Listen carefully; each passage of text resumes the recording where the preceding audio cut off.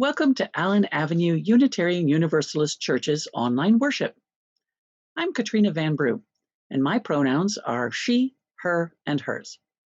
I serve as a member of the congregation's Board of Trustees and also as the editor of the newsletter.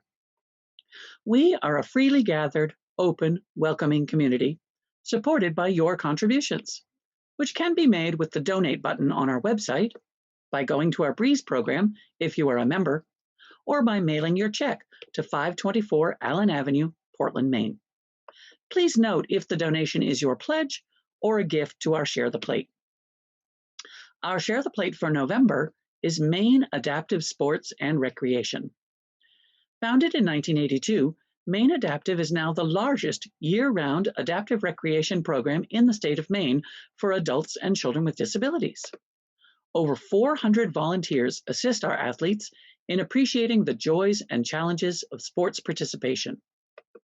To learn more about this program, please go to their website, linked on our order of service today.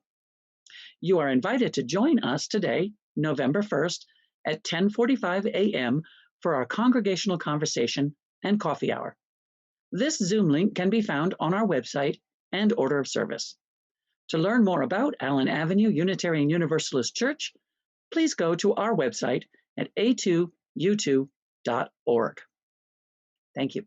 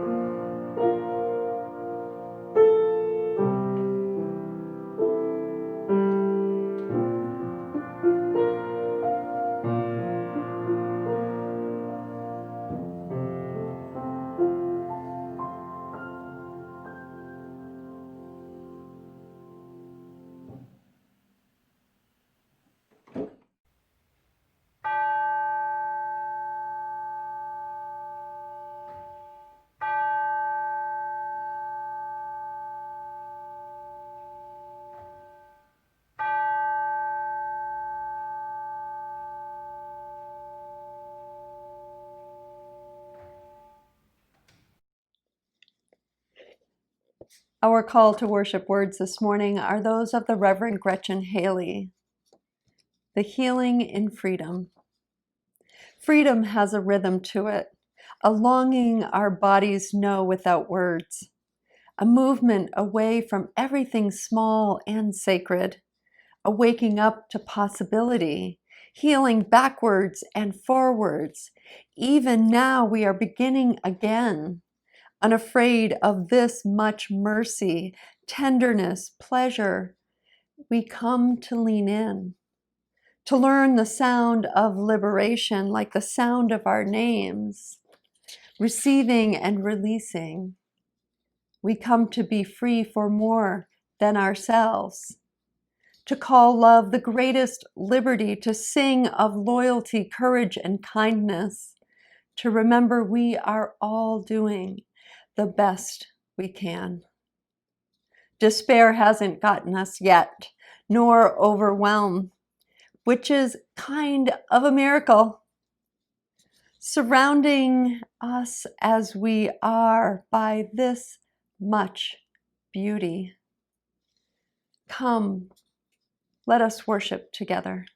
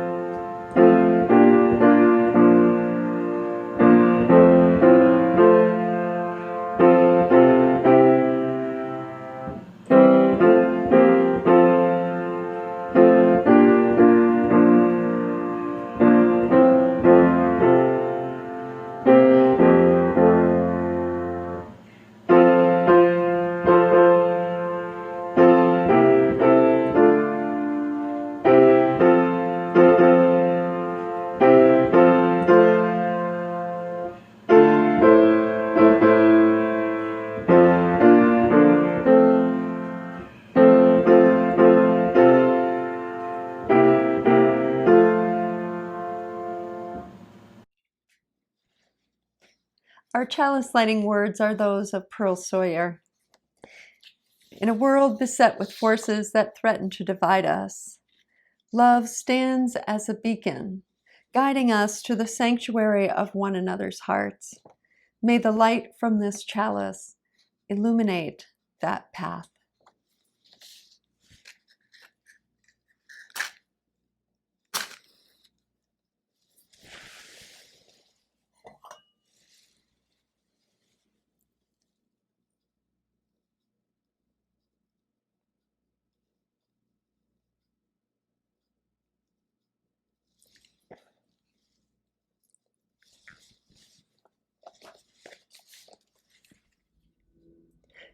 Today we're talking a little bit together about keeping promises, and keeping promises not in the way that I promise I'll do the dishes, or you might promise you'll do your homework before you go out to play, or you promise that you'll clean your room before Saturday. Not really those kinds of promises, but the promises that we have because we're Unitarian Universalists. And those are promises that help us to think about how we are in the world, help us to consider how to make the world a better place for people we know and people we don't know. And some of those things that require us to keep that promise can be kind of hard to do.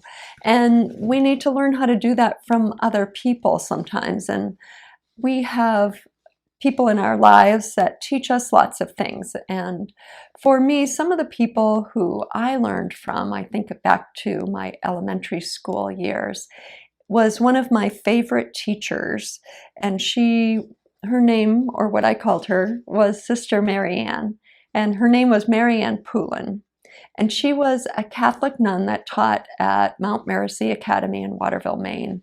Now, Sister Marianne was very kind. And so in some ways, she taught me a lot about being kind in the world. And there are people in our faith who have done lots of work in the same way like Sister Marianne did. They just kept trying to make the world a better place by how they were in the world. And there's a few people I'm going to tell you about and show you some pictures of. Fannie Barber Williams was born a long time ago in 1855. That's 165 years ago. She was an active member of a church called All Souls Church, which was a Unitarian church in Chicago. And this is before the Unitarians and the Universalists got together and merged in 1960, which is also a long time ago. She gave a talk to the World's Congress of Representative Women, and she called for freedom from prejudice and the right of all women to receive an education. Lucy Stone was born before Fannie was in 1818, and that's a long time ago. She was called the Morning Star of the women's movement because she was a public speaker for women's rights, and she became Unitarian after she found out her congregational church would not let her vote. And she decided she would be a Unitarian. Our church has voting too. And it's the way our adult members of the church get to vote on what's important and how we decide things. Ellen Watkins Harper was also born around the same time as Lucy. She was just a little younger. She worked tirelessly for the right to vote, while also being a writer. She was a poet and a novelist. Lydia Marie Child became a Unitarian in her teens. She was the oldest of all the people I've told you about today. She believed in justice just like these other people. It takes so many people to help make the world a better place.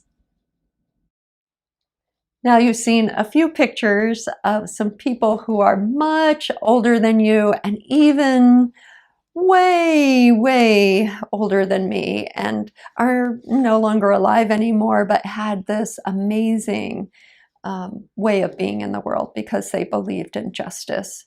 I am curious, who in your life teaches you and reminds you about how to be a Unitarian Universalist? Maybe you have a favorite teacher or mentor. Maybe it will be Emily Jones, our new Unitarian Universalist Director of Religious Education for Allen Avenue UU Church. Or maybe it will be someone who isn't Unitarian Universalist at all and believes in making the world a better place. And so maybe this week you can think about and talk with your family and your friends about who in your life teaches you about making the world a better place. I invite you now into the spirit of prayer or meditation, as is your practice, with these words of the Reverend Marta Valentin, prayer for peace and healing. Spirit of life all around us, You have gathered us in a swirl of healing wind. Take this newfound apprehension, an unwelcome shawl, heavy upon our shoulders, and make it a comforter, soft and warm and trusting, in which we may rest our weary souls. Each day we awaken. May our first thought and vision be the peace in the eyes of our siblings in life, who also see the peace in mine. May the peace of our hearts heal one another. May it be so.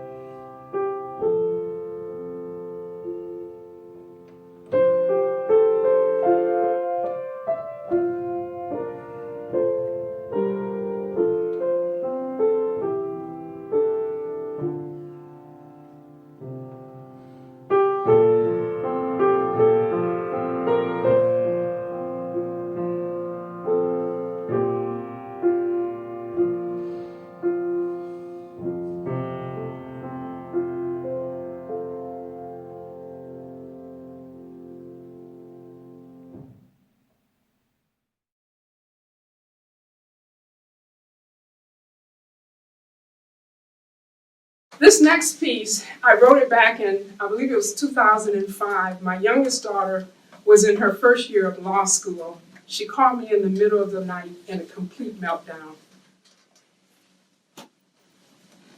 We spoke for over an hour. When I got off the phone, this is some of what I captured and some of what I added that I didn't say to her.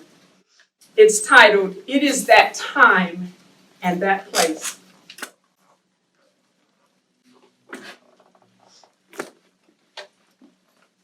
Now is the time to call on the memories of the ancestors who thought they could not walk another step toward freedom, and yet they did. It is that time and place to call on the memories of the ancestors who, when the darkness of their lives threatened to take away the hope and light, reached a little deeper and prayed yet another prayer. It is that time and place to remember those who came through the long night to witness another sunrise. It is that time and place to remember the oceans of tears shed to deliver us to this time, to remember the bent knees and bowed backs, the fervent voices asking, begging, and beseeching for loved ones sold off. Time to remember their laughter and joy, though they had far less and little reason for optimism, yet they stayed on the path toward a better day. Time to hold to the steadfast hands and hearts and prayers of the ancestors that have brought us this far. Time to make them proud and show them and ourselves what we are made of. And that their prayers and sacrifices and lives were not in vain and did not go unnoticed, nor have they been forgotten. Did you not know that this day would come, that we would have to change places, that just as our ancestors were delivered, that you would also be delivered? Have you not seen the greatness and power of the creative energy in the universe called God, that moves and has its being through human agency? Have you not seen God in your neighbor's faces, in the homeless, in the battered woman, the trafficked child, the undocumented worker, the dispossessed? It is that time and that place to know that it is our turn, that we must leave a legacy for our children and all the children. It is that time and that place. We are the ones we've been waiting for, and for that, let us be eternally grateful.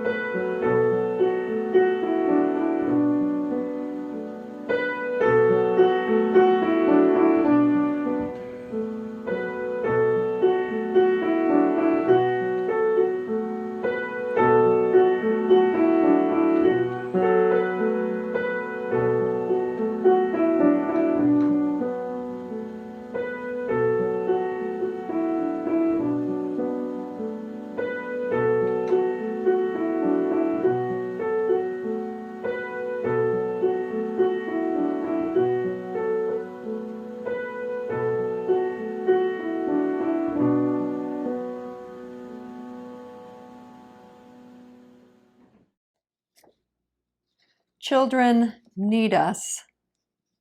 Children are depending on us to create and offer a sanctuary, to learn peace, compassion, and love instead of division, fear, hate, and violence. These are the spoken and unspoken promises we make, and children are depending on us to create a world where divisive, violent, white supremacy speech and action no longer create a culture, where we anticipate the next shooting and the next and the next, until we create a place where human agency treats each and every one with the guiding covenant of inherent worth and dignity. Children are depending on us to create and connect a faith with something larger than they experience and encounter at school, in the towns, and in the world, larger than what is happening around the nation. They are depending on us to create a world safe enough to live into. This is all pretty overwhelming as the death tolls rise and we hear the news and the rhetoric of violence continues. And today, we're together creating space together to live into the best promises of our history and our Unitarian Universalist faith. Toni Morrison describes the creation of worship in her book Beloved as inclusive and messy, people coming out from behind the trees to laugh, weep, and dance, gasping for breath. The community described in this novel created worship space to hold the complex and human impact of life. Unitarian Universalists draw from many sources, including the Jewish tradition. A story from this tradition came to mind this week as the rain fell for a few days in a row. The story that came to mind for me was from the Hebrew scriptures, Noah's Ark. In every good story, we find angles. Our interpretations vary from one another, and that's part of the beauty, the mess, the diverse part of being together. Brief recap of the story. Things aren't going so well for those on earth, and Noah gets a heads up from God that there's going to be a flood. Noah even gets the exact building requirements to build this ark, this huge boat. His neighbors think he's ridiculous and they ridicule him, and still he persists in building this ark. Now, some interpretations offer Noah as an all-in sort of guy, the kind of person that in the face of adversity continues on with everything he's got. Now, others see him as someone who believes without maybe the whole picture, and he finds himself out to sea and he's not quite sure what's going to happen next. Now, we might relate to that, not being sure what will happen next in this voting season, wondering if our actions and our vote will matter at all. But it was theologian Amy Jill Levine's interpretation that resonated with me. She is the editor of the book, The Jewish Annotated New Testament. Amy Jill Levine talks about Noah proposing this question: why didn't he ever tell his neighbors there was going to be a flood? You see, he didn't broadcast the news about the flood. He didn't invite anyone other than his own family and some animals onto this boat. So the story goes. What kind of person keeps that kind of news to themselves? Levine proposes. What kind of promise was he keeping? What promise do we, as Unitarian Universalists, want to keep for our children, for our congregation's children, our community's children, the nation's children, for children who happen, through whatever luck of birth, to have or have not papers that supply the right sort of proof that they are deserving of being treated with that inherent worth and dignity? Our Unitarian Universalist faith is filled with people who carried out the promise they were called to. And I wonder who they recalled as they worked to heal the world through justice and freedom. Who inspires you to carry out the promise of justice and freedom? Our UU history is full. Universalist Mary Livermore was a temperance and suffrage leader, popular lecturer, editor, and writer. She was the president of the Massachusetts Women's Suffrage Association, with a 25-year history of public speaking and a penchant for challenging authority. She certainly left her mark. Unitarian Lydia Marie Child, another of our ancestors, who lived for a while with her sister in Gardner, Maine, was an influential writer, editor, abolitionist, and anti-racist. She lost her job for carrying out the promise she believed in. And if you were with us for the UU The Vote service the other night, you heard the story of Unitarian Frances Ellen Watkins Harper, a prolific writer, lecturer, and reformer. As we all prepare for what may be a long election season, let the roots of our faith, the messy space with laughter and joy, crying and grief, help hold everything that we bring together and everything we bring to voting day and beyond. In closing, I share a prayer written by Luke Stevens Royer, prayer ballot, which he originally wrote for the presidential election in 2016. I walk in as on a pilgrimage. The altar cloths are red, white, and blue. The ushers are the women who have been running these things since before I was born. I'm handed the ballot like a scroll because the questions seem that important, ancient and modern, of what my God and country ask of me. Who? Who for commissioner, mayor, president? Who for District 8, Ward 7 school board? Who will do justice, love mercy, and walk humbly? I make my mark with at least a shred of hope that something good will come from this. And regardless, I remember, the world won't be destroyed entirely by this. The world won't be saved entirely by this. Marking my vote is like kneeling in prayer, because neither will accomplish anything right away. But the purpose of both is to remind me of my deepest hope for the world that I'm trying to help create. So I rise from prayer and turn in my ballot and remember the who is me and us and we the people. And again, I set to the task that is mine. Justice, mercy, humble service is my small corner of the world. And may this be so. I invite you now to join in singing Forward Through the Ages, number 114, in singing the living tradition.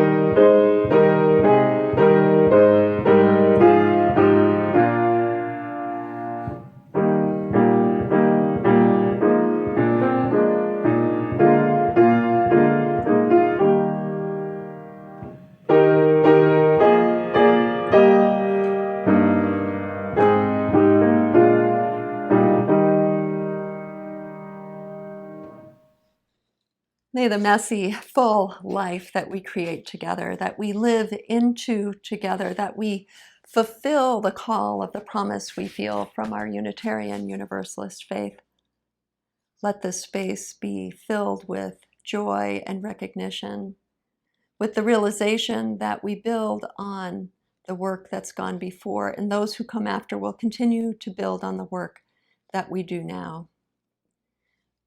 May we feel the connection of our Unitarian Universalist faith, our connection within the larger community, and the connection with all of humanity and the earth.